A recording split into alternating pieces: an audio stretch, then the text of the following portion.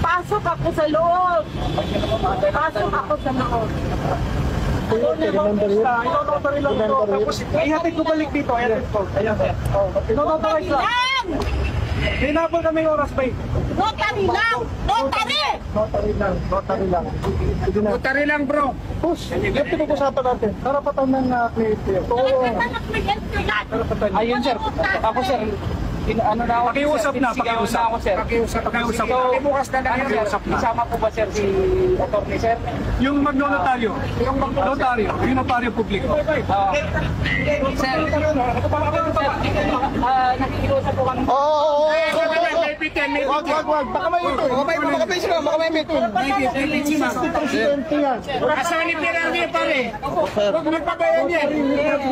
Notary lang. Pinag-usapan na yun. Naiintindihan namin kayo, pero wag niyo siyang... Hindi mo inawa, sir. Nakibukas na lang. Notary na lang. Bro. Pagbigyan mo na, notary lang yan naman.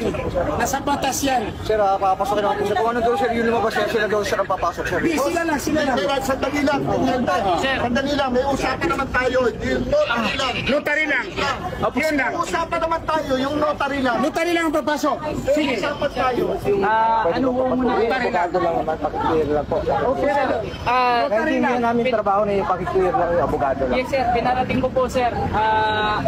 Karapatan ng bawat Pilipino magkaroon ng abogado. Alam niyo yun. Pinarating ko po, sir. Pinarating ko, unfortunately, sir, yun pang instruction sa amin, sir. Yan namin po, sir. Anak ko, kapatid mo nanay ko, ganito eh. Payag kayo? Ha? Opo, sir. Payag pa kayo? Abuso na! Notary lang naman ito kasi, yes, sir. Payag kayo? Hinihingin na po namin ang request yun, sir. Kami, sir, wala kami intention na yung instruct, sir. Paalam na lang po. Opo, sir. Pinaalam ko na po, sir. Karapatan ng bawat Pilipino. Pinaalam ko na po, sir. Notary lang, boss. Pakiusap. Pakiusap lang. Tiniente. Pinag-usapan natin. Ano na? Notary lang. Pilipino tayo. One love, one mission. Ano ba yan? Notary lang. Notary lang yan. Sila ang papasok. Abogado lang ang papasok. Abogado. Notary. Notary lang. Sige, papasukin na lang yan, sir. Notary lang. Notary. 3 o'clock na tiniente, hanggang 5 o'clock ng Supreme Court. Abogado lang. May nahabol lang kami. 5 o'clock lang ang Supreme Court. Alas 5 lang ang Supreme Court. Pare. Nandito si sir. Huwag na. Subscribe